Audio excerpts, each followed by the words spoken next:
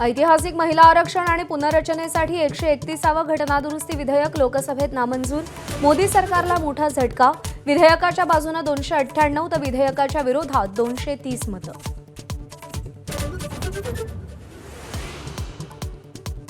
सरकारी कर्मचारी मंगळवारपासून बेमुदत संपावर. सुधारित पेन्शन योजना लागू नसल्यानं संप. मंत्रालयीन पालिका, जिल्हा परिषदा, आरोग्य विभाग, शिक्षक आणि शिक्षकेतर कर्मचारीही संपात सहभागी होणार.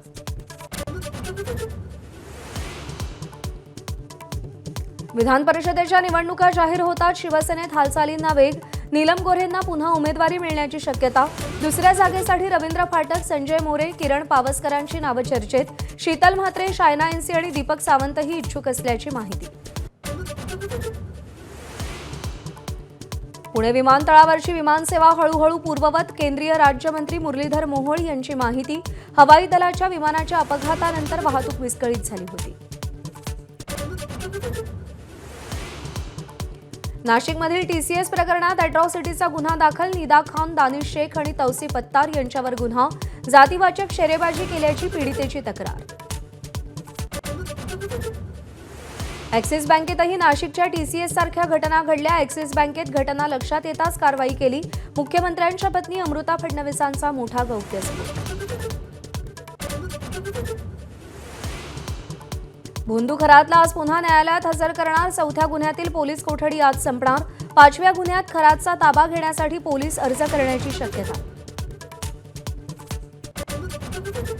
1,00,000 खरात एकत्र केले तर 1 अकबर तयार होईल. अभिनेते शरद पोंक्षे यांचं नांदेडमध्ये वक्तव्य. हिंदू रस्त्यावर उतरत नसतील तर मोदींनी का मदत करावी असा सवाल. अमेरिकेनं नाकेबंदी कायम ठेवली तर होर्मुझची सामुद्रधुनी बंदच राहील. इराणचा इशारा. ट्रम्प यांच्या युरेनियम हस्तांतरणाचा दावाही खोडून काढला.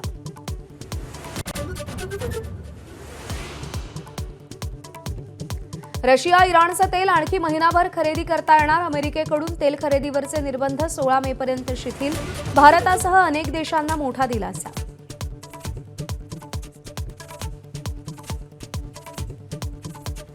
Headlines brought to you by चितळेंची बाकरवडी. एकदम खास, कारण चवीला भारी आणि एबीपी माझा, उघडा डोळे बघा नीट.